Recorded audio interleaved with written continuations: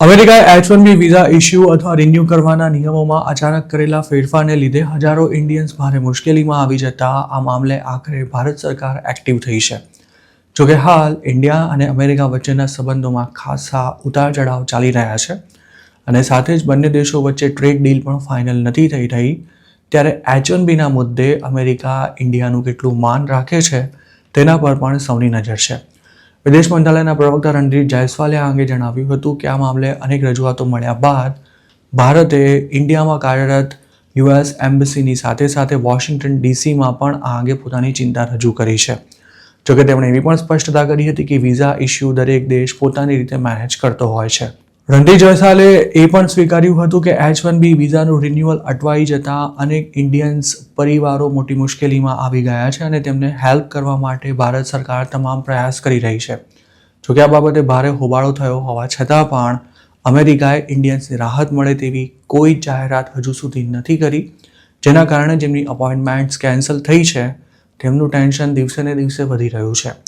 H-1B એપ્લિકન્ટની social media history check કરવાના નામે અમેરિકાએ ડિસેમ્બરમાં આડેધડ હજારો ઇન્ડિયન્સની વિઝા અપોઇન્ટમેન્ટ્સ કેન્સલ કરી તેને આવતા વર્ષે માર્ચથી ઓક્ટોબરના ગાળામાં રીશેડ્યુલ કરી નાખી છે.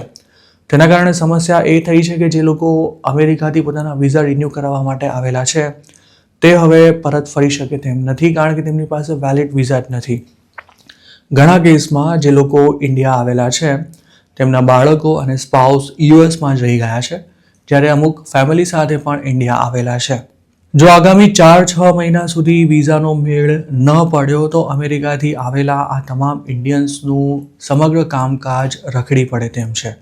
તેમના બાળકોની સ્કૂલ તો ડિસ્ટર્બ થવાની જ છે, પરંતુ તેની સાથે સાથે તેમણે અમેરિકામાં જે મકાન લીધા છે તેનું ભાડું અથવા મોર્ગેજ, યુટિલિટી બિલ અને કાર લોનના હપ્તા સહિતના ખર્ચા પણ ચાલુ જ રહેવાના છે.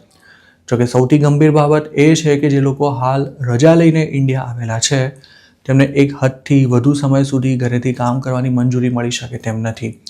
ખાસ તો જેમને 6 મહિના સુધી વિઝા અપોઇન્ટમેન્ટ મળે તેમ નથી તેમને પોતાની જોબ્સ ગુમાવવી પડે તેવી પૂરી શક્યતા છે. આ ઉપરાંત એમ્પ્લોયર્સ આવા H-1B હોલ્ડર્સને લાંબો સમય લીવ વિધાઉટ પે પણ નથી આપી શકે તેમ. અમેરિકામાં આમે હાલ જોબ ક્રાઇસિસ ચાલી રહી છે, તેવામાં જો વિઝા ઇસ્યુને કારણે કોઈ ઇન્ડિયનને પોતાની જોબ ગુમાવવી પડશે તો તેની પાસે અમેરિકા પરત ફરવાનો કોઈ વિકલ્પ જ નથી બચવાનો અને લાંબા ગાળા બાદ જો કોઈ નવેસરથી H-1B માટે અપ્લાય કરશે તો તેના એમ્પ્લોયરે $1 લાખ ફી ચૂકવવી પડશે. આ ઉપરાંત હવે તો અમેરિકાએ 2026થી H-1B માટે લોટરી સિસ્ટમ પણ બંધ કરી દેવાની જાહેરાત કરી દીધી છે. મતલબ કે હાઈ સેલરી ધરાવતા લોકોને જ હવે આ વિઝા પર US જવાનો ચાન્સ મળશે, જ્યારે નીચું પગાર ધોરણ ધરાવતા વર્કર્સ માટે અમેરિકાના દરવાજા લગભગ બંધ થઈ ગયા હોય તેવી સ્થિતિ સર્જાઈ છે. 2025માં અમેરિકાના સ્ટુડન્ટ વિઝા માટે અપ્લાય કરનારા ઇન્ડિયન્સને પણ સોશિયલ મીડિયા પ્રોફાઇલ્સની તપાસ કરવાના નામે આ જ રીતે પરેશાન કરવામાં આવ્યા હતા અને તેને લીધે લાંબા સમય માટે વિઝા ઇન્ટરવ્યૂઝ કેન્સલ થઈ ગયા હતા. તેમજ અપ્રુવલ રેટ પણ ખાસો ઘટી જવાને કારણે હજારો સ્ટુડન્ટ્સનું અમેરિકા જવાના સપના પર પાણી ફરી વળ્યું હતું.